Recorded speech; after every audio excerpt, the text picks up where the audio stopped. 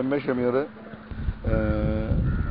ഇത് വെട്ടിപ്പൊളിക്കുന്ന ചില താല്പര്യ കക്ഷികളുടെ സ്വാർത്ഥ താല്പര്യങ്ങൾക്ക് വേണ്ടി മാത്രമാണ് ഈ പെരുമ്പാവൂർ ബൈപ്പാസിന് വേണ്ടിയിട്ട് ഈ മാർക്കറ്റ് വെട്ടിപ്പൊളിക്കണത്. കാലിയായ സ്ഥലങ്ങൾ ഒരുപാട് കിടക്കുന്നുണ്ട് ഇവിടെ. ഇതിന് തൊട്ടടുത്ത് പാടം ഒരുപാടുണ്ട്. ഞങ്ങളുടെ നിലവിലെ ഒരു 50ഓളം മുറികൾ ഇത് ഈ ബൈപ്പാസ് വന്നു കഴിഞ്ഞാൽ പൊളിച്ചു പോകും. അപ്പോൾ ഞങ്ങളുടെ ജീവിതമാർഗം ഇതുകൊണ്ട് മുട്ടാണ്. 400ഓളം തൊഴിലാളികളും 120ഓളം കച്ചവടക്കാരും ഞങ്ങൾ ഇതുകൊണ്ടാണ് ജീവിക്കുന്നത്.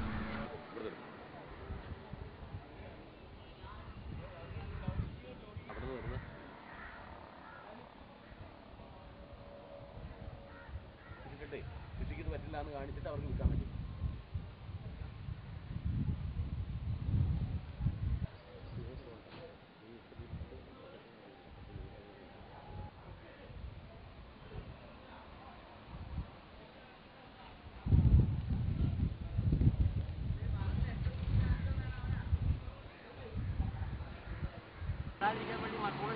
ഇത് ശരിക്കും തിരിച്ചു വിട്ടേക്കുന്നതാണ്. ഇലക്ഷൻ ആ സമയത്ത് തുടങ്ങിയത് ഏകദേശം 2 ഏക്കറോളം ഉണ്ടാവും. ഈ വഴിക്കായിരുന്നു ആദ്യം റോഡ് വന്നത്.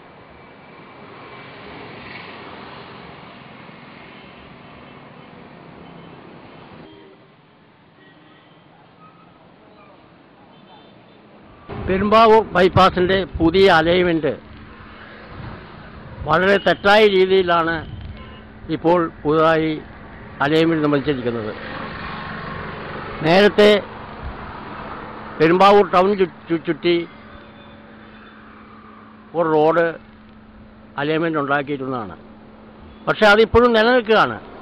അത് കൂടാതെ കുറേ ഭൂമാഫിയകൾ അവരുടെ റെക്കമെൻഡേഷൻ കേട്ടുകൊണ്ട് മാത്രം അനേകം ജനങ്ങൾക്ക് ഉപകാരപ്രദമായ അനേകം സ്ഥാപനങ്ങൾ നഷ്ടപ്പെടുത്തിക്കൊണ്ടാണ് പുതിയ അലൈൻമെൻറ്റ്.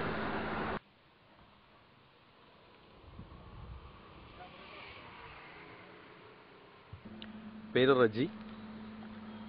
പെരുമ്പാവൂർ ബൈപ്പാസിനെ സംബന്ധിച്ചിടത്തോളം അതിൻ്റെ ഇപ്പോഴത്തെ അലൈൻമെൻറ്റ് പഴയ ലിങ്ക് റോഡ് അലൈൻമെൻറ്റിൽ നിന്ന് വളരെ വ്യത്യസ്തമായി സ്വകാര്യ വ്യക്തികളെ ഭൂമാഫിയകളെ സഹായിക്കുന്ന രീതിയിലാണ് ഇപ്പോഴത്തെ അലൈൻമെൻറ്റ് കടന്നു വന്നിട്ടുള്ളത്.